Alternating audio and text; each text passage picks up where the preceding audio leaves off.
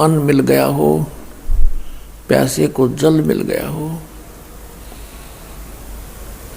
ऐसी प्रेरणा हुई। जब ये ज्ञान आप समझ में आया तो सोचा कि सबको बता दूं, ढिंढोरा पीट दूं कि एक अनमोल ज्ञान हमारे पास है, हमारे गुरुदेव के पास है। इसी उद्देश्य से जो भी पास बैठता था परमात्मा की चर्चा शुरू कर देते थे। लेकिन नया ज्ञान और नया भगवान किसी के भी गले उतरने को तैयार नहीं था। बहुत समस्या का सामना करना पड़ा। घर में भी विरोध कि नहीं, ऐसा नहीं हो सकता, हम अपने हनुमान जी को नहीं त्याग सकते, हम दादा श्याम जी की पूजा करते हैं, वो कैसे त्यागी जा सकती है। श्री राम श्री कृष्ण ब्रह्मा विष्णु महेश से ऊपर कोई पावर नहीं है। पुण्यात्माओं, इतना जटिल काम था ये, सोच भी नहीं सकता ये दास के ऐसा रंग लग जाएगा जो आज लगा दिया भगवान ने। सन 1988 में दास को उपदेश प्राप्त हुआ। जैसे ये दास अन्य भक्तों को समझा बुझाकर इस मार्ग पर लगा करके पूज्य गुरुदेव जी से उपदेश दिलाने के लिए ले जाता था, दीक्षा दिलाया करता था। पुण्यात्माओं, जो ये अनजान व्यक्ति गुरु पद प्राप्त करके महिमा की भूख में अपना भी जीवन नाश कर रहे हैं और अनुयायियों का भी, ये अपने सिर पर भार रख रहे हैं। इस दास ने कभी स्वप्न में नहीं सोचा था कि ये गुरु पद प्राप्त हो। दास को तो अनमोल रत्न मिल गया था, यही आस थी भगवान यहाँ से पीछा छूटे। असंग जन्म हो गया हमने, या भटकत्या नहीं, ये ज्ञान हो गया। और इस चीज का विशेष डर रहता इस बात का कि कहीं नाम खंडित ना हो जाए। परमात्मा की वाणी में है कि जैसे माता गर्भ को रखे यतन बना और ठेस लगे तो क्षीण हुए तेरे, ऐसे भक्ति जावे। जैसे बहन बेटी माई को गर्भ रहा हो, फिर वो कितनी चिंतित होती है कि कहीं मेरे लाल के, मेरी बेटी के जो पेट में पल रहा बच्चा है, उसको कोई ऐसी ठेस ना लग जा, ऐसी कोई दबाव ना पड़ जा जिससे ये खराब हो जाए। रात्रि के समय भी वो करवट लेते समय भी चिंतित रहती है कहीं बालक पर दाब ना आ जाए, और चलते समय भी बड़ी सावधानी से कदम रखती है कि ऊंचे नीचे पर पैर रखा जाए और मेरा बच्चा खराब हो जाए। और ऐसी चिंता करके सावधानी बरत के वो एक लाल प्राप्त कर लेती है।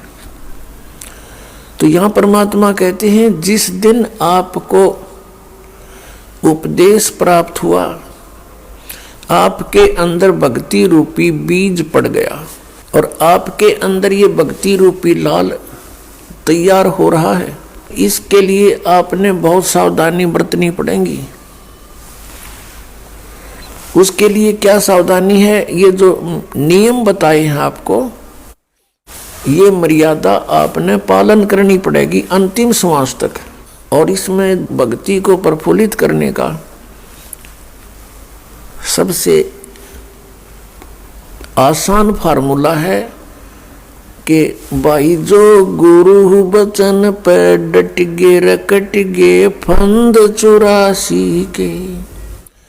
भाई जो गुरु बचन पे डट गे रकट गे फंद 84 के। कट गे फंद 84 के, रकट गे फंद 84 के। भाई जो गुरु बचन पे डट गे रकट गे फंद 84 के। वस्तु मिली ठोड़ की ठोड़, मिटगी मन पापी की दौड़। वस्तु मिली ठोड़ की ठोड़, मिटगी मन पापी की दौड़। भरम मिटे मथुरा काशी के, भरम मिटे मथुरा काशी के।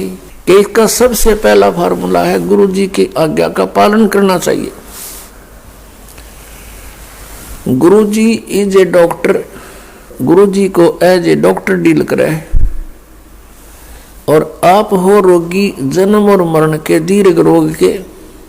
और इस रोग के नाश के लिए जिन जिन वस्तुओं का परहेज है वो आपने रखना पड़ेगा। अब जैसे हाई ब्लड प्रेशर के व्यक्ति को नमक और चीकना वस्तु बंद कर दी जाती है, तो फिर उसने अगर जीवन चाहिए तो ये पथ्य रखना पड़ेगा। इसी प्रकार परमात्मा कहते हैं नाम बचे और पथ्य रहे। पथ्य माने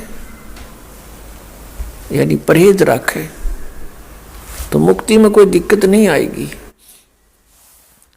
और ये परहेज कौन कौन से हैं?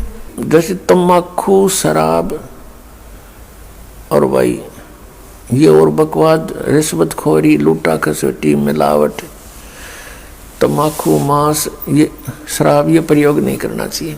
ये तो वैसे भी एक सभ्य पुरुष का वैसे भी आहार नहीं है। ठीक है, हम कुसंगत घनी फैल गई अपने समाज में, मानव समाज में, और बच्चे देखम देखा फिर एक ये नकल बहुत जल्दी कर लेते हैं। बीड़ी पीता देखा बीड़ी पीने लग गए, सिगरेट पीता देखा नो टोर सी बना के आप भी सिर्फ पीवो बेसिक ना पर नो जरूर करने लग गए कुछ, फिर वो पीने लग गए। ऐसे ही शराब और मांस का एक दूसरे को देखकर हमने ये प्रचलन कर दिया, प्रचलन हो गया। पुण्यात्माओं, अब हम शुभ संस्कारी बनेंगे, शुभ अच्छे कर्म करेंगे, और हम जब अच्छे कर्म करेंगे तो हमें देख देख कर समाज भी हमें देखकर अच्छे कर्म शुरू करेगा। बच्चे सत्संग में आएंगे, यहाँ ज्ञान सुनेंगे, फिर आप जो यहाँ से तैयार करके भेजे जाते हो अपने अपने घर गांव नगर में, आपके व्यवहार विचारों को देखकर अड़ोस पड़ोस के बच्चों पर भी अच्छा असर पड़ेगा। तो एक समाज भी सुधरेगा और कल्याण भी होगा। और फिर दूसरी मर्यादा कौन सी है? आन उपासना नहीं करनी। आन उपासना कौन सी है? जो दास बतावे वही करोगे। और दास के क्या बताएगा? जो हमारे सदग्रंथ बताते हैं। ये दास एक टीचर है, आप विद्यार्थी हैं, और इस आध्यात्मिक मार्ग का जो सिलेबस है वो हमारे सदग्रंथ हैं, पवित्र चारों वेद, पवित्र श्रीमद् भगवत गीता और पवित्र सूक्ष्म वेद। इनके अंदर जो भी लिखा है वो हमारा सिलेबस है। इसके बाहर कोई पढ़ाता है तो वो टीचर ठीक नहीं, वो शत्रु है विद्यार्थियों का। और पवित्र 18 पुराण, पवित्र कुरान शरीफ, पवित्र बाइबल, पवित्र गुरु ग्रंथ साहिब, ये हमारे पाठ्यक्रम की पुस्तकें हैं। और इन पाठ्यक्रम की पुस्तकों में जो ज्ञान सीधा परमात्मा ने दिया है केवल वही स्वीकार्य है। और फिर जिनको परमात्मा आकर प्राप्त हुए अपने विधान अनुसार, उन नेक आत्माओं को, और उन्होंने जो परमात्मा परमेश्वर को देखा सचखंड में, सतलोक में, और फिर सब स्थिति से वो परिचित हुए, उन्होंने फिर जो ज्ञान अपनी अमृतवाणी में लिखा है वो ज्ञान हमें मान्य है। उसके साथ साथ जैसे 18 पुराण ये सहयोगी ज्ञान है सृष्टि रचना को समझने के लिए। बाकी इन 18 पुराणों का इस भक्ति मार्ग में कोई योगदान नहीं है। भक्ति मार्ग में योगदान है पवित्र गीता जी, पवित्र 500 वेद, 4 वेद तो आपके सामने है, वेल नोन है, और 5वां जो सच्चिदानंद ब्रह्म की वाणी उन्होंने खुद अपने मुख से आकर बोला है और यहाँ आकर रहे हैं वो वाणी, ये है हमारे भक्ति के मार्ग के सदग्रंथ।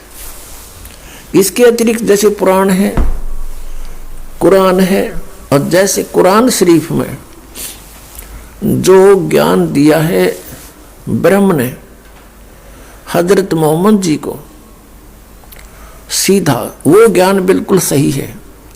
उसके अतिरिक्त किसी फरिश्ते ने प्रवेश करके बोला है तो फरिश्ते की आदेश हमें स्वीकार्य नहीं, केवल परमात्मा का जो ज्ञान है वही हमें स्वीकार्य है। जैसे पुराणों के अंदर ब्रह्मा जी ने अपना अनुभव, कुछ वेदों का ज्ञान मिक्स और कुछ पूर्ण परमात्मा ने आके जो से डिस्कस की थी वो ज्ञान ले लिया थोड़ा सा, तो वो ज्ञान कंप्लीट ना स्वीकार किया कबीर परमेश्वर वाला। अपना अनुभव वेदों को जैसा उसने समझा वो ज्ञान मिला करके वेद ये पुराणों का ज्ञान सुना दिया। फिर ब्रह्मा जी से सुने हुए ज्ञान को फिर अन्य ऋषि महर्षियों ने कुछ ब्रह्मा जी वाला ज्ञान, कुछ अपनी खिचड़ी बनाई और फिर आगे अलग पुराण की रचना कर दी। इस तरह ये 18 विभाग हो गए। वैसे ये एक ही ज्ञान है, एक बोध कहलाता। तो भक्ति मार्ग के अंदर साधना के लिए पवित्र वेद ही सफिशिएंट है, पवित्र गीता जी, और पवित्र 5वां वेद सुख संवेद, और वो पवित्र वाणी जो सदग्रंथ, जो महापुरुषों ने परमात्मा को जाना, परमात्मा का साक्षात्कार हुआ, सतलोक को देखा, उनका जो विधि उन्होंने अपनाई भक्ति की वही हमने अपनानी पड़ेगी, और तभी हम इस भक्ति मार्ग में सफल होंगे। इसके अतिरिक्त वे ऑफ वर्शिप यानी पूजा की विधि हमने पुराणों से नहीं लेनी है, हमने और किसी से नहीं ग्रहण करनी है, केवल वेदों से ग्रहण करनी है। तो श्रीमद् भगवत गीता में गीता का ज्ञान कौन दे रहा है? ये ब्रह्म सरपुरुष श्री कृष्ण जी में प्रवेश करके, और वो कह रहा 8वें अध्याय के 13वें श्लोक में कि ओम इति एकाक्षरम ब्रह्म विवहारण माम अनुस्मरण ये परियाति तजम देहम सयाति परमाम गतिम। मुझ ब्रह्म का केवल एक ओम नाम है, बस और कुछ नहीं। और इसको उच्चारण करके सिमरण करता हुआ शरीर त्याग कर जाता हुआ, यानी अंतिम सांस तक इसका सिमरण करता है तो मेरे वाली परम गति को प्राप्त होता है, सयाति परमाम गतिम। अब ओम नाम से कौन सी गति मिलेगी? ब्रह्मलोक। और ब्रह्मलोक में गए हुए प्राणी भी जन्म मृत्यु माते हैं। गीता ज्ञानदाता कहता है कि अर्जुन 4थे अध्याय के 5 और 9 में, दूसरे अध्याय के 12 में, 10वें अध्याय के दूसरे श्लोक में कि अर्जुन तेरे और मेरे बहुत जन्म हो चुके हैं, तू नहीं जानता मैं जानता हूं। गीता ज्ञानदाता ब्रह्म है, ये ब्रह्मलोक में रहता है, लेकिन गुप्त रहता है। उसके ब्रह्मलोक में इसने क्या गलती, क्या जुल्म कर रखा है? धोखा देने के लिए नकली सतलोक, नकली अलखलोक और नकली अगम और अकय लोक बना रखे। इसको मालूम था कि कहीं इनको सच्चाई का पता चल जाए, ये भाग जाए यहां से, और स्वयं रहता है गुप्त, और वहां गुप्त स्थान से आकाशवाणी कर देता है। जैसे हजरत मोहम्मद को लेकर गए थे फरिश्ते, वहां जाकर छोड़ दिया ब्रह्मलोक में, और वहां आकाशवाणी आती है ऊपर से, सामने कुछ नहीं दिखा हजरत मोहम्मद ने, क्योंकि ये गुप्त रहकर काम करता है सारे। इसने कसम खा रखी है, प्रतिज्ञा कर रखी है इस काल ने कि मैं कभी किसी के सामने अपने वास्तविक शरीर में नहीं आऊंगा। तो पर्दे के पीछे से हजरत मोहम्मद को आदेश दिया कि तू 50 नमाज डेली करेगा। फिर वापस आने लगा तो वहां पर जो ईसाजी मूसाजी थे वहां उसमें पितरलोक में उन्होंने कहा कि ये बहुत हो जाएंगी, कुछ क्षमा याचना करवाओ। फिर आखिर में ये 5 राख दी, 5 समय की, और पूरा मुसलमान समाज इसी ज्ञान पर आधारित है। अल्लाहू अकबर, ये तो इनका मंत्र है। और 5 बार की नमाज मीन सतुति यानी ज्ञान यज्ञ, जैसे गायत्री मंत्र बना रखा था इनने और गायत्री मंत्र का वो जाप करा करते थे, ऐसे ही समझो इनकी नमाज है। तो ये नमाज केवल एक ज्ञान यज्ञ है, प्रार्थना है, ये मोक्ष मार्ग नहीं है। मोक्ष मार्ग के लिए मंत्रों की आवश्यकता पड़ती है, नाम के जाप की आवश्यकता पड़ती है। तो इस प्रकार ये ज्ञान जो अब आपके समक्ष आया है कंप्लीट, ये जो तत्व ज्ञान दास को प्राप्त हुआ, पुण्यात्माओं, ये अमावस्या का दिन इस दास के लिए और आपके लिए वरदान सिद्ध हो गया। इस दास के अंदर भक्ति प्रवेश हुई, भक्ति रूपी बीज गिरा, इसमें यू लाल बना, और जो आज आपका काम आ गया, ये शुभ दिन दास से भूला नहीं जा सकता। जा दिन सतगुरु भेंटिया, सो दिन लेखे जान, बाकी समय व्यर्थ गया बिना गुरु के नाम। परमात्मा की भक्ति मिलने से पहले जीवन हमारा मनुष्य का नहीं था। हम मनुष्य अवश्य थे लेकिन कर्म मनुष्य के नहीं थे। कितना ही नेक आदमी है, शराब भी नहीं पीता, मांस भी नहीं खाता, तम्बाकू सेवन भी नहीं करता, किसी की आत्मा भी नहीं दुखाता, नेक नीति से रह रहा है, तो भी उसका जीवन व्यर्थ है। कैसे व्यर्थ है? अब जैसे एक व्यक्ति बहुत पाप कर रहा है, शराब भी पीता है, मांस भी खाता है और भी अत्याचार करता है, अब वो अपने पाप इकट्ठे कर रहा है, और जो बिल्कुल नेक नीति से रह रहा है वो पापों से तो बचा है, और दोनों का जीवन व्यर्थ है। कैसे है? जैसे किसान 1 एकड़ जमीन को और खूब अच्छी तरह संवार के उसने बा के और उसको सब घास रहित करके और छोड़ दे, उसमें बोए कुछ नहीं, उसमें कुछ भी ना बीजे, और साथ में दूसरी एकड़ में ना उसको संवारा है ना उसको बाया है, उसमें घास फूस अड़ंगा पड़ा है, तो वो संवारा हुआ भी जिसमें बीज नहीं डाला और ना संवारा हुआ भी दोनों यूजलेस एक जैसे हैं। उस संवरे सामरा के काम आया जो उसमें बीज ना बोया था। तो इसी प्रकार जो नेक आत्माएं हैं वो भी अपना जीवन व्यर्थ करेंगी, जो साधना नहीं करते और जो खोटे कर्म करें वो तो निराग पाप इकट्ठा कर ही रहे हैं, वो तो अंडरस्टूड है, उसको तो आम आदमी समझाइए अपने कर्म फोड़ा है पाप करके। और जो स्वयं भी भक्ति नहीं करते, अच्छी आत्माएं हैं, वो भी अपना जीवन व्यर्थ कर रहे हैं। इस जन्म में तो वो ना पाप करा, अगले जन्म में मनमाना करा कि नाइजीरिया में पैदा कर दे उस अच्छी आत्मा को जो भक्ति नहीं कर रहा, और वहां फिर जन्मते मांस खान लगेगा।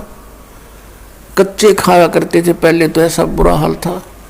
तो कहने का भाव ये है कि जब तक हम सतगुरु शरण में नहीं आते और भक्ति नहीं करते, और भक्ति करते हैं तो शास्त्र विधि त्याग का मनमाना आचरण करते हैं, वो भी व्यर्थ है।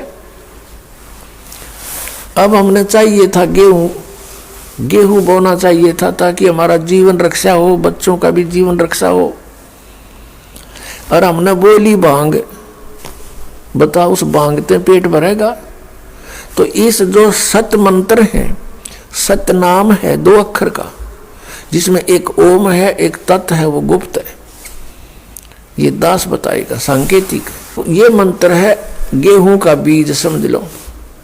और इसको छोड़कर जो भी ये 5 नाम है, 3 नाम जो अकाल मूर्त शब्द स्वरूपी राम सतपुरुष ओंकार रंकार ज्योति निरंजन, ये सतनाम आदि जो बना रखे इन्होंने, या कोई केवल अकेला सोहम नाम देता है, उस सो बाहर बिला हम अंदर, ये इस तरह की बकवाद कर रखी है। ये सभी भांग बोरे हैं, इनसे सिद्धियां आ जाती हैं और सिद्धियां इस जीवन की शत्रु होती हैं। तो पुण्यात्मा, शास्त्र विधि त्याग का मनमाना आचरण कर रहे वो भी व्यर्थ, तीर्थ व्रतों पर जाते हैं ये गीता के विरुद्ध। क्योंकि श्रीमद् भगवत गीता एक आदरणीय ग्रंथ है और इसमें गीता ज्ञानदाता ब्रह्म है और ब्रह्म कह रहा है कि ना इसमें जय राम जय जय राम का कोई नाम जाप करने का आदेश है, इसमें केवल एक ओम मंत्र है। कहते मेरा सिमरन है ओम मंत्र का। फिर ये जोर देकर कहता है कि मेरे सिमरन से, ओम के नाम के जाप से ब्रह्मलोक प्राप्ति होगी, मुझे प्राप्त होगा और मुझे काल को प्राप्त होकर प्राणी फिर जन्म मृत्यु में, क्योंकि इसकी भी जन्म मृत्यु। इसलिए 7वें अध्याय के 18वें श्लोक में अपने गति को भी अनुत्तम यानी घटिया कहा है। इसलिए इसने कहा कि तू 18वें अध्याय के 62वें श्लोक में, 15वें अध्याय के 4थे श्लोक में कि तत्वदर्शी संत की प्राप्ति के पश्चात परमेश्वर के उस परम पद की खोज करनी चाहिए जहां जाने के बाद साधक फिर लौट कर वापस नहीं आते। 18वें अध्याय के 62वें श्लोक में कहा कि सर्वभाव से अर्जुन तो उस परमेश्वर की शरण में जा, उस परमेश्वर की कृपा से ही तो परम शांति को और सनातन परम धाम को प्राप्त होगा, अर्थात फिर तेरी मृत्यु कभी नहीं होगी, सदा के लिए सुखी हो जाएगा। तो उसके लिए बताया है कि मैं नहीं जानता उस परम अक्षर ब्रह्म की साधना के बारे में। 4थे अध्याय के 32 और 34 श्लोक का निष्कर्ष है कि जो ज्ञान सच्चिदानंद घन ब्रह्म ने अपने मुख कमल से आकर बोला है यहाँ पर, और उसके द्वारा बोली गई वो अमृत वाणी में जो ज्ञान है, कबीर वाणी में, वो तत्व ज्ञान है। और 4थे अध्याय के 34वें श्लोक में कहा कि उस तत्व ज्ञान को तो तत्वदर्शी संतों के पास जाकर समझ, उनको प्रणाम कर, वो तत्वदर्शी संत तुझे फिर उस तत्व ज्ञान को बताओगे। अब 17वें अध्याय के 23वें श्लोक में कहा कि सच्चिदानंद घन ब्रह्म के पाने का इस 3 मंत्र का जाप है ओम, तत् और सत। ओम तो सीधा है, तत् और सत गीता ज्ञानदाता को पता नहीं कि ये बताओगे वो तत्वदर्शी संत, उनसे पूछ ले।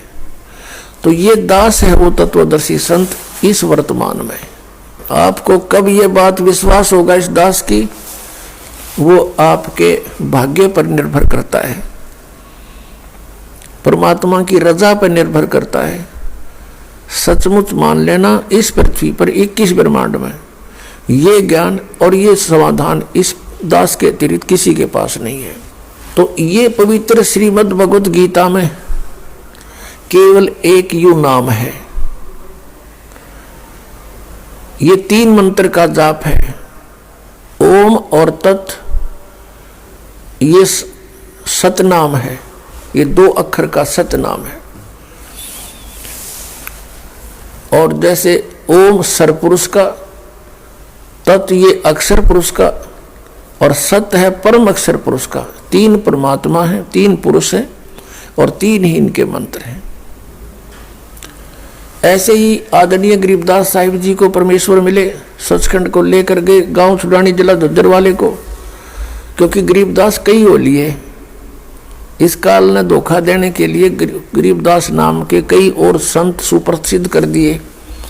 ये गरीबदास जी, आदरणीय गरीबदास जी गांव छुड़ानी जिला झज्जर हरियाणा के अंदर एक किसान परिवार में जन्म हुआ था। उनको 10 वर्ष की आयु में परमात्मा सचखंड से चलकर, सतलोक से चलकर आए थे एक जिंदा महात्मा के रूप में, और फिर उनको ऊपर लेकर गए थे। सब सतीथि से परिचित करा के, सब ब्रह्मंडों से परिचित करा के, अपने सामर्थ्य से परिचित करा के वापस छोड़ा था। उसके बाद गरीबदास साहिब जी ने कलम तोड़ महिमा गाई, उस परम पिता परमात्मा की आंखों देखी। गरीबदास जी ने कहा कि हम देखा सो साच है और सकल प्रपंच, उनकी वाणी में यही मंत्र लिखे हैं। आदरणीय नानक साहिब जी को परमात्मा मिले थे बेई नदी पर, उनको फिर अंतर्ध्यान करके सचखंड में लेकर गए थे। वहां के उपस्थित व्यक्तियों ने जान लिया था कि नानक जी दरिया में डूब गए, छलांग लगाई थी स्नान के लिए, बाहर नहीं आए। खोजते रहे जाल डाल डाल कर, कुछ नहीं पाया था। फिर अपने आप तीसरे दिन प्रकट हो गए थे।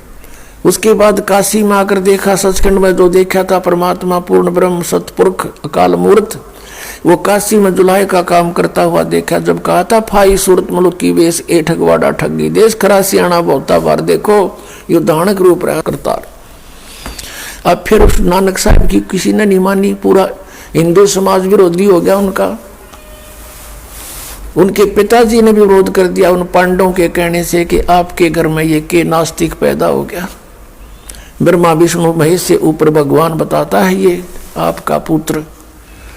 नानक जी के पिताजी को उन पांडवों ने इंजेक्शन लगा दिए, वो भी उनके साथ विरोध करने लगा। तू के पैदा हो गया हमारे, तू क्या बोल रहा है, तेरी अकल मारी गई। नोना मेरा अकल अलूने दीखते ये सर्व अकल के मूल, और सदा रटे हरि नाम को ये झूले अनंत झूल। फिर नानक जी उनकी कैसे माने, आंखों देख रहे, सारा समाज एक तरफ, अकेले नानक साहिब जी एक तरफ, नहीं माने और सफल हुए। परमात्मा कहते हैं लोक लाज ना कीजिए निर्भय हो रही है, ये मन संतों दीजिए तो गोविंद पाइए। अब परमात्मा ने उस समय कह दिया था इन पुण्यात्माओं के तुम अपना कल्याण कराओ, ये सतनाम दे दिया, इसका जाप करो और इसको आगे किसी को मत बताना, ये रहम करना मेरे पे। भगवान ने प्रार्थना की थी, क्योंकि उस समय तो गुरु रूप में विराजमान थे और एज ए मैन ट्रीट करते थे। और कहा था धर्मदास जी से, कहा था प्रत्येक से ऐसे ही कहा है, लेकिन धर्मदास जी की लिखी हुई लिपिबद्ध हमें मिल गई। प्रत्येक संत को जिसको अच्छी आत्माओं को मिले हैं उनसे यही प्रतिज्ञा कराई है कि अभी इस मंत्र का राज मत बताना, इसको गुप्त रखना, लिख दो अपनी वाणी में, लेकिन किसी को आगे जाप करने को देना नहीं। अब ये ना समझना कि नानक साहिब जी या गरीबदास साहिब जी या अन्य संत जो इनको मालिक मिले वो हमारे 10 शत्रु नहीं थे, वो हमारे मित्र थे। यदि वो उस समय रहम करके और मालिक की आज्ञा की अवहेलना कर देते और ये मंत्र बता देते सिख समाज को या हिंदू समाज को जैसे भी, तो आज क्या होता, ये काल के दूत आए हुए हैं राधा स्वामी पंथ में जितने भी और धन धन सतगुरु वाला में, यह थी तो अच्छी आत्मा भगवान की प्यारी, लेकिन फंस गए ये काल के दूतां के। और इनके हाथ में गुरु ग्रंथ साहब में लिखे हुए, क्योंकि गुरु ग्रंथ साहब वेल नोन था, गरीबदास जी की वाणी फिर बाद में 250 वर्ष के बाद लिखी गई थी, इसको ये इतनी सुप्रसिद्ध नहीं हो पाई थी। तो उसमें ये 2 मंत्र का नाम होता सतनाम। तो आज ये राधा स्वामी वाले भी यही नाम देते, और आज हम डिफरेंस नहीं बता सकते थे कि ये गलत नाम दे रहे हैं, क्योंकि और ये अधिकारी है नहीं, क्योंकि इनका गुरु नहीं था। इनके जो हेड ऑफ द डिपार्टमेंट है राधा स्वामी पंथ का जो प्रवर्तक है, उसका कोई गुरु नहीं था।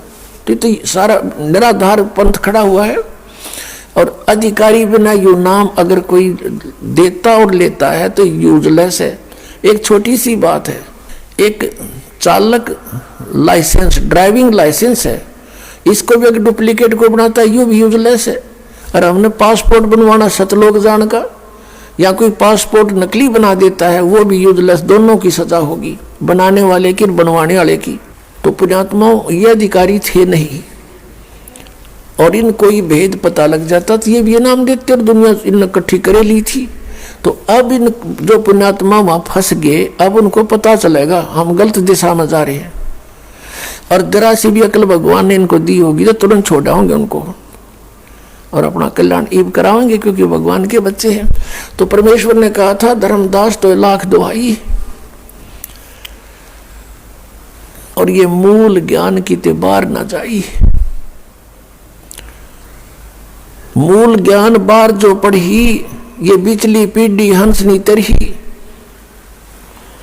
मूल ज्ञान तुम तब तक छुपाई जब तक 12 पंथ मिट जाई। कहा है कि तुम इस ज्ञान को, मूल ज्ञान को, सार नाम को छुपा के रखना, और सतनाम को भी तुम जाप करना, पर आगे प्रदान मत करना। अब परमेश्वर कहते हैं सोहम शब्द हम जग में लाए, सार शब्द हमने गुप्त छुपाए। नामा छिपा ओम तारी, पीछे सोहम भेद बिचारी, सार शब्द पाया जद लोई, आवागमन बहुर ना हुई। अकेले सोहम नाम को भी कुछ एक न परमात्मा कबीर जी की वाणी से ले लिया और हल्दी की गांठ से पंसारी बन गए और सोहम नाम देते हैं। वो अधिकारी भी नहीं है और सोहम से, अकेले सोहम से मोक्ष भी नहीं हो सकता। कबीर साहब ने कहते हैं सोहम सोहम जप मरे, व्यर्था जन्म गवाया। सोहम ऊपर और है सत सुकृत एक नाम, सोहम के ऊपर ओ है सार नाम। परमात्मा कहते हैं जब तक सार नाम नहीं मिलेगा ये सोहम का जाप भी व्यर्थ है। अब नानक साहिब जी की विषय में आपको दिखाया कि वो क्या नाम जपते थे। उनकी जन्म साखी में उनके सबसे निकटतम सिख यानी शिष्य बालाजी के द्वारा लिखा हुआ कि वो यही मंत्र जाप करते थे सतनाम का, जो 2 अक्षर का है। और मर्दाना ने भी नकल कर ली थी, जबकि मर्दाना को नानक साहब ने कह दिया था कि तुम वाहे गुरु जाप करो और समुद्र पर आओ मेरे पीछे पीछे तुम। अब उसने मर्दाना ने सोची गुरुजी भी तो सतनाम के 2 अक्षर का जाप करते हुए जा रहे हैं, तो भी कर ले। वो फिर डूबने को लगा जब नानक साहब ने कहा कि मर्दाना ऐसा ना कर, आज्ञा का पालन करो, नहीं तो ऐसी हालत हो जाएगी तुम्हारी। तो ये एक झटका देना था और वो लिखना भी था। वो मंत्र लिख दिया मंत्र वाणी में, लेकिन आगे चल के सिख समाज के जो मुखिया थे यानी आने वाले गुरु थे, उन्होंने फिर इस बात को मद्देनजर रखा कि मर्दाना ने एक दिन ये सतनाम जाप किया था, वो डूब गया होता, गुरुजी का आदेश है इसको जाप मत कर, तो उसने फिर छोड़ दिया। तो वो वाणी ही छोड़ दी उन बुद्धिमान सिख धर्म के गुरुओं ने कि कहीं आने वाले समय में गुरु ग्रंथ साहब में ये लिपिबद्ध हो जावे और कोई बच्चा गलती से इसका जाप ना कर ले, गुरु जी का आदेश नहीं है। वो वाणियां छोड़ दी, लेकिन फिर भी अकेला जो सोहम शब्द उसमें है उससे कोई लाभ नहीं होना। और वो इन्होंने किसी ने जाप भी नहीं किया, तो वाहे गुरु करते रहे। अब वाहे गुरु कौन है ये भी बताएंगे अभी आपको। अब इसलिए कहा था, अब वो जो बची हुई वाणी थी परमात्मा ने फिर दया करी, क्योंकि यह कहते हैं ना एती दगा काल की समाई, फिर भी तत्बिंदु की टेक रह जाई। प्रेरणा की मालिक ने किसी पुण्यात्मा सिख को, उसने वो बची हुई वाणियों को अलग से कलेक्ट किया, उसको प्राण संगली नामक एक छोटी सी पुस्तक बना दी और वो पटियाला हाउस में आज भी विद्यमान है। उसको दास ने पढ़ा, उसमें क्लियर लिखा ये दोनों मंत्र के नामों में नाम ये सतनाम है। सभी नाम, सैकड़ों नाम है, हजारों नाम है, इनमें ये मंत्र है असली। तो पुण्यात्माओं, अब ये कोई न सोचा भी नानक साहिब जी ने ऐसा क्यों किया, सिख समाज को ये मंत्र क्यों नहीं दिया, ये तो इनका जीवन नष्ट हो गया। नहीं, उन्होंने जो वाहे गुरु मंत्र दिया, जैसे नाम तो बहुत है और जैसे उन्होंने एक मर्यादा बनाई कि अभी पाठ करो वाणी का और भंडारे करो, ये यज्ञ थी एक ज्ञान यज्ञ, एक धर्म यज्ञ, इन्होंने ये शुरू करवा दी। अब पुण्यात्माओं, जैसे डॉक्टर कहीं बाहर गया हुआ होता है और कोई इमरजेंसी में मरीज आ जाता है, तो डॉक्टर से कंपाउंडर पूछते हैं जी क्या करें हम, वो कहता है तुम ग्लूकोज लगा दो, मैं आता हूँ, तब तक चिंता मत करो, ग्लूकोज लगा दो। तो वो ग्लूकोज लगा देते हैं डॉक्टर के आने तक। तो वो हमारे बहुत बड़े हितैषी थे, उन्होंने अपने परमात्मा अपने गुरुदेव की आज्ञा का पालन किया। और संत वही होता जो गुरु वचन पर डट गया, चाहे कुछ भी होता दिखे, अपने नहीं चलाया करते। अब वो महान आत्मा थी, इसलिए वेदों में लिखा है कि वो परमात्मा आता उन दृढ़ भक्तों को मिलता जो उसकी बात का पालन करते, उन्हीं को सच्चा ज्ञान देता है। नहीं तो आप जी, अब नानक साहिब के पुत्र भी तो थे, 2 पुत्र थे, एक श्रीचंद नाम था, एक का लक्ष्मी चंद, उनको भी ना दिया यू नाम। नहीं, मारे जैसी स्थिति के डगमग व्यक्ति होते तन्यो सोच दे अपने बेटे ने दे दूं, कदे ये दुखी हो जा, और बेटियां दिन ते बिजली गिर जानी थी, उन बेटियां ने अलग से नारा पंथ चला लिया। गुरु नानक साहब से भी विमुख होकर एक ने निर्मले पंथ चला दिया और एक ने और उदासी पंथ चला दिया। कख का पता नहीं उनको, तो वो ये नाम भी शुरू कर देते और सारा नाश हो जाता बात का। तो देखो पुण्यात्मा, विचार करने की बात है। परिवार समाज अपने स्थान पर, भगवान अपने स्थान पर, उन्होंने उस परमात्मा की बात को हृदय में धार लिया और अपने परिवार को भी नहीं बताया, क्योंकि भगवान का डर था उनको। और उस समय अगर हमारे जैसा होता तो नहीं सोचता, बता गुरुजी ने यूं किए क्या, बच्चों को भी ना देने को मना कर दिया, ये मेरे बच्चों का क्या होगा। यानी कोई न कोई जरूर डूब जाता और दे जाता उनको मंत्र, फिर वो बात फूट जाती, काल का दाव लग जाता, हमारा सत्यानाश हो जाता, हमारा जीवन बर्बाद हो जाता। और उसमें क्या हुआ कि ग्लूकोज लाकर चले गए नानक साहब और सब संत जितने थे। अब उनकी वाणी पढ़ पढ़ कर हम अभी तक जीवित रहे, मनुष्य जन्म मिलते रहे। ये ग्लूकोज था, लेकिन जन्म मरण का रोग नहीं कटा, अब कट जाएगा, अब 2 मिनट लगेंगे। असंग जन्म हो गए, धक्के खाते हैं, 9 संग जन्म हो लिए, बिरान मैटी होते हैं, एक 5-7 जन्म और हो गए, मनुष्य के ही हुए लगातार, ये भी गारंटी है। उस जो भी संपर्क में आए हैं, ये संतों की वाणी पढ़ते रहे, वो जन्म मनुष्य का होता रहा, लेकिन जन्म मरण का रोग नहीं कट सकता इस वाणी के पाठते और धर्म यज्ञते। ये तो ग्लूकोज है और ये अब आवश्यक भी है, क्योंकि हम दीर्घ रोगी हो गए। और अब ये ट्रीटमेंट जो है, ये कैप्सूल अब दिए जाएंगे आपको, इसे रोग कटेगा। तब धर्मदास ने एक प्रार्थना की थी, हे परमात्मा, हम हैं तो बाल बुद्धि, हमारी बुद्धि इतना काम नहीं कर सकती जहां मालिक आपकी बुद्धि करेगी।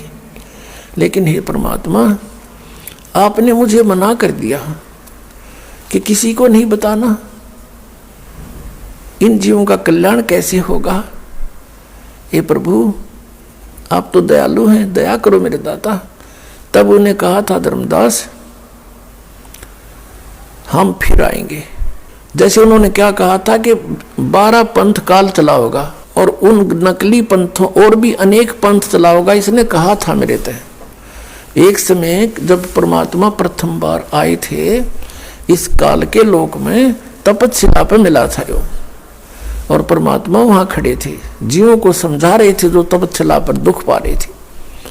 उसी समय ये काल आ गया परमात्मा के ऊपर, इसने अपने मारने के लिए झपट्टा छोड़ा। कबीर परमेश्वर जी अपने पुत्र सहज दास के रूप में विराजमान थे। तो इस काल ने अपना बड़ा भाई सोचा, सहज दास आ गया, इसने मुझे वहां से भगाया था, अब इसने मार दूंगा मैं।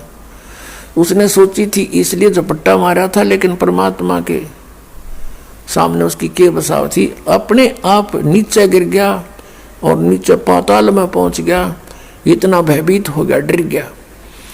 फिर वहां से लाए उसको पकड़ के ऊपर उसकी ब्रह्मलोक में, वहां फिर खड़ा कराया, अक बैठ बात सुनी। तब उसने कहा था कि हे प्रभु, हे बड़े भाई, हे तात, मैं तो आपको पिताजी के समान समझता हूँ। हे भगवान, मुझे कुछ वरदान दे दो, मेरा यहाँ काम नहीं चल रहा। मैंने कहा था कि बोल, क्या वरदान मांगता है, कि ऐसे ऐसे क्या करने आए हो तुम, कि मैं पिताजी ने भेजा हूँ। परमात्मा ने कहा, और तूने ये जीवों को इतना दुखी कर रखा, नाश कर दिया, किसी बेटा मरा, किसी की बेटी मरा, किसी को कोड लग गया, क्या क्या हाहाकार मचा रखे, ये जीवन है इनका, ऐसा नरक बना दिया तूने। नकमे तेरे साथ आ भी गए थे तो ऐसा जुल्म करते हैं, तेरे दया नाम की चीज नहीं। परमात्मा ने भेजा हूं, मैं नीचे जाऊंगा, सबको बताऊंगा कि ये काल है, ये भगवान नहीं है, तुम जिसको परमात्मा मान बैठे हो, और उनको वो मंत्र दूंगा जिसे ये लेकर के पार हो जाएंगे। तो इसने फिर चापलूसी बरती, कोई बात नहीं, आप जो करो कर लेना, पर मुझे एक वर दे दो, मेरी कुछ आवश्यकताएं पूर्ति कर दो। बोल, क्या मांगता है, कि नहीं ऐसे नहीं, वरदान दे दो, प्रतिज्ञा कर लो। अच्छा, वचनबद्ध हुआ। बोल, क्या मांगता है। तब इसने कहा था कि 3 युगों में जीव थोड़े ले जाना, चौथा युग जब कलयुग आवे, तब तो शरण बहु जीव बहु जावे, ऐसा वचन हर मोय दीजे, तब संसार गवन तुम कीजो।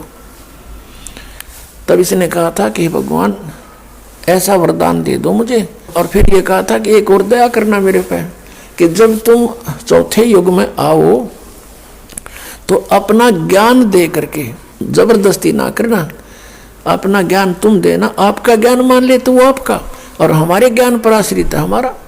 आपका नाम जपे आपका, हमारा नाम जपे हमारा। परमात्मा ने तो अंडरस्टूड था कि जो जहाँ साता बासा हुई, परमात्मा बोले ठीक है। अब जब सारे वरदान ले लिए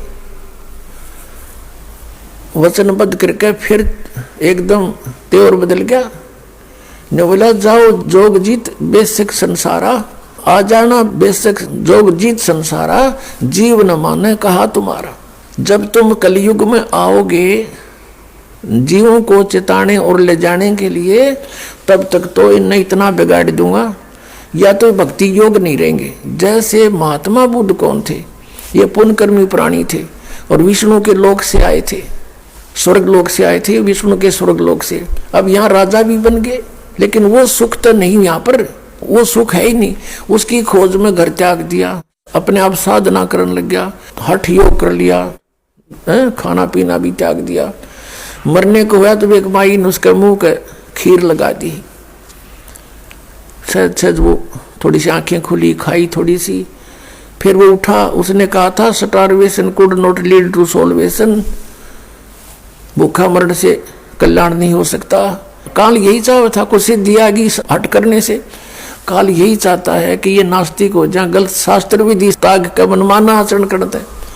अब महात्मा बुद्ध ने जो आगे प्रवचन करने शुरू किए हैं, उसके आधार से उसकी वचन में शक्ति, क्योंकि पूर्व जन्म की भक्ति थी उसमें, जैसे ये राधा स्वामी पंथ के शिवदयाल जी, और फिर उसके अनुयायी हुए हैं जयमल सिंह जी ब्यास में, और फिर सावन सिंह जी के शिष्य हुए हैं खेमामल बलोचिस्तानी सामस्ताना, जिसने सच्चा सौदा सिरसा में अपना डेरा बना दिया।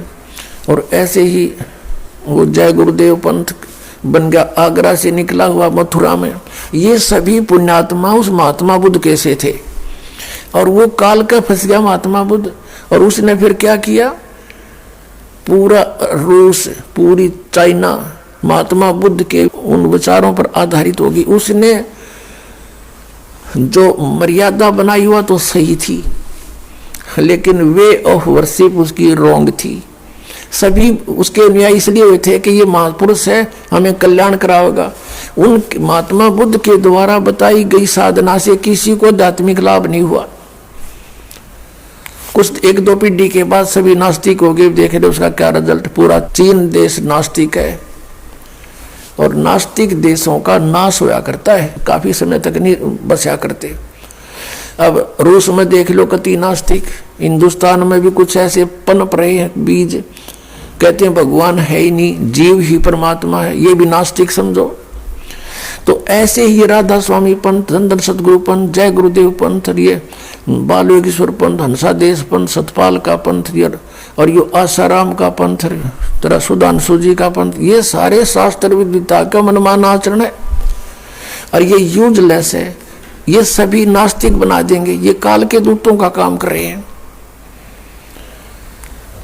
तो पुण्यात्माओं, अब काल ने कहा था कि 12 पंथ करूं मैं साजा, और नाम तुम्हारा ले करूं आवाजा। 12 पंथ नाम जो ले ही, वो हमरे मुख आन समोही। जोग जीत बेसक जाओ संसारा, जीव ना माने कहा तुम्हारा।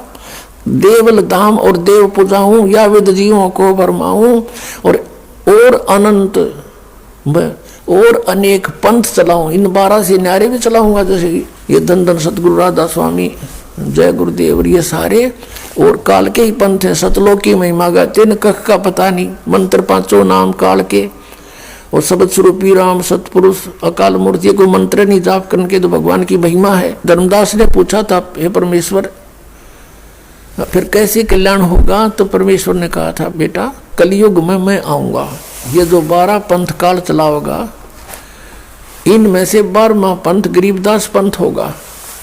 और संवत 1774 होई, ता दिन प्रेम प्रगटे जग सोई। प्रगट हुआ मम वाणी, मेरी वाणी गरीबदास जी के माध्यम से फिर दोबारा प्रकट होगी, मेरी महिमा की वाणी। क्योंकि तब तक ये काल के दूत जो कबीर पंथ में घुसेंगे, ये कबीर सागर को भी कुछ थोड़ा बहुत अपने हिसाब से परिवर्तन करेंगे, मेरी वाणी को ये नाश करेंगे, उसकी पूर्ति के लिए गरीबदास को भेजूंगा। और गरीबदास को भी मना कर दिया था कि नाम आप तो जप करो अपने, लेकिन आगे ये बताना नहीं, लेकिन लिख देना वाणी में। गरीबदास साहिब जी ने कति क्लियर लिख रखा कि ये नाम जाप करो, श्वास से सिमरण करना इसका, ये सतनाम है। अब ऐसा ही हुआ। फिर कहा कि गरीबदास के माध्यम से मेरी वाणी प्रकाश होगी और सच्चाई उसमें लिखवा दी जाएगी। फिर इस गरीबदास पंथ में आगे चल के मैं ही आऊंगा। और कहा था भगवान ने कि उस बार में पंथ में हम ही चल के आवेंगे और 12 पंथ में ठा के एक का पंथ चलावे। अब 3 चरणों में परमात्मा ने कलयुग को बांटा है। इस कलयुग को प्रथम चरण कलयुग निर्याना और जा दिन मगर मांडो में दाना। प्रथम चरण वो होगा कि मैं मगर से सह शरीर जाऊंगा और ये पिछली पीढ़ी और अंत की पीढ़ी कृतघ्नी हो जाएंगे। कलयुग के लोग वो भक्ति नहीं करेंगे, सब मांसाहारी हो जाएंगे। अब ये हजारों वर्षों तक एक बार पूरे विश्व में सतयुग जैसा माहौल होगा। सब बुराई त्यागेंगे, क्योंकि मांस खाना कोई अच्छी बात नहीं है। और शराब पीना ये तो बहुत बुरा, पी के देखो आदमी पशु बन जाता है, ना जाने कहाँ नंगा पड़ा रहता है, जमीन पर गिर जाता है, मुंह में झाग आते हैं, कुत्ते मूत जाते हैं उनके मुंह में पड़े गए। ये कोई जीवन है? और तम्बाकू जिसने गधे भी ना खाते और ये मानस पीवे है, तरह गजब भैया। तो इस तरह ही अपने आप हेट होएगी। जैसे अब बुराई घर करी है सहज सहज, पहले हमारे पूर्वज विकारी नहीं थे, अब देखा देखी आग लग गई। ऐसे ही हम समाज को धीरे धीरे हटते बुराइयों से और कति नाश कर देंगे सब बुराइयों का। बिल्कुल होगा, गारंटीड बात होगा। पैसे की हमने जरूरत किस लिए है?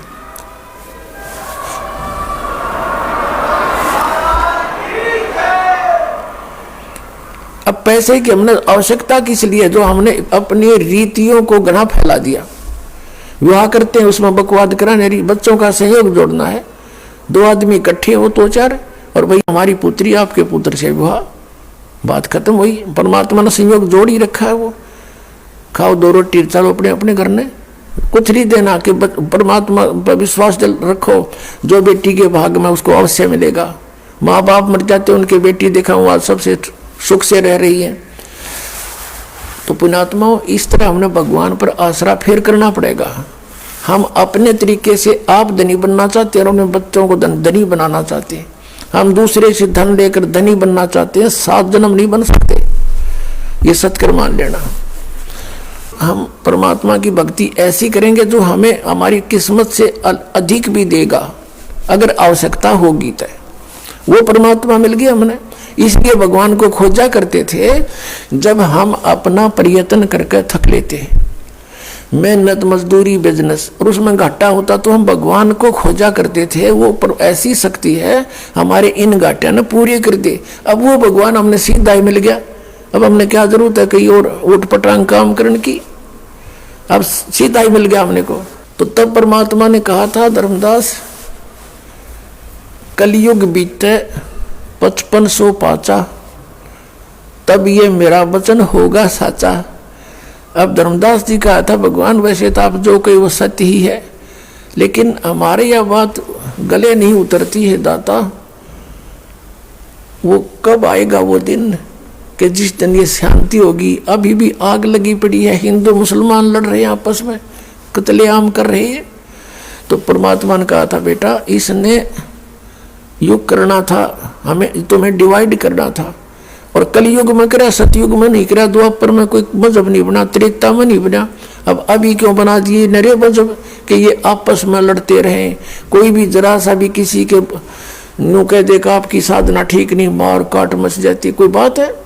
तो इसने जानबूझ के कर रखा कि अब करके दिखाइए कोई जिक्र भगवान का। अपने जो जैसी भी जो साधना करे उसको फाइनल मान रहा है, और उसको कोई समझाने की चेष्टा करता है, उसको मूर्ख बनाते। जैसे इस दास के साथ करो था कांड क्यों हुआ? यही हुआ था कि दास ने सच्चाई की कि तुम्हारी साधनाएं गलत है, ये तुम्हारा महर्षि दयानंद कति अज्ञानी पुरुष है, इसने भट्ठा बैठा दिया पूरे समाज का। इस बात का उन आचार्यों को दुख हो गया कि उनकी रोजी रोटी मरे थी कि अगर तुम्हारे अनुयायियों को पता लग गया कि सचमुच ये ज्ञानी व्यक्ति था, सत्यार प्रकाश में बैठा बैठा दिया इसने, कुछ भी ठीक नहीं लिख रखा, तो तुम्हें कोई नहीं पूछेगा। इसलिए सबको भ्रमित किया। मुख्यमंत्री को भी इंजेक्शन ला दिए कि तो गुंडा है, बदमाश है, क्रोधाश्रम में ऐसा ऐसा होता है, तो सब ने मिलकर वहां से हमें भगा दिया। लेकिन परमात्मा ने जो करना है उसने कैसे रोक देंगे, ये तो अंधे गधे हैं।